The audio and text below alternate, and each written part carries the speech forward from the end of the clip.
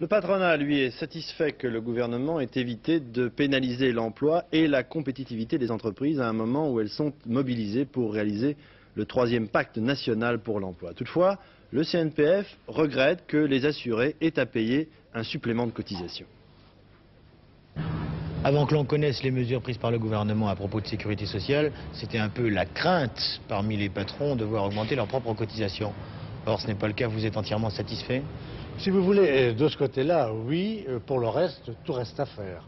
Les entreprises, il faut bien le savoir, n'ont plus actuellement les moyens de voir leurs coûts augmenter si l'on veut qu'elles restent compétitives pour acquérir l'énergie nécessaire à notre niveau de vie et pour maintenir l'emploi, pour lequel nous faisons un gros effort avec le troisième pacte pour l'emploi. L'heure de vérité a sonné.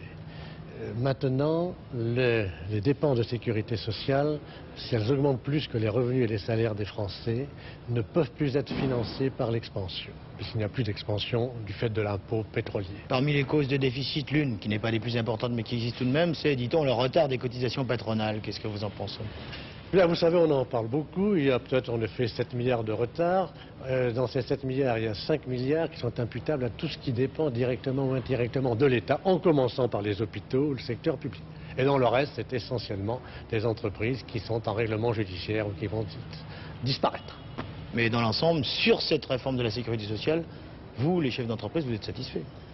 Je ne dis pas que nous sommes satisfaits, je dis que tout est à faire maintenant pour gérer la sécurité sociale. C'est là où nous sommes satisfaits, c'est que nous pensons que les ministres à la tête de la sécurité sociale vont maintenant réellement voir le problème de face.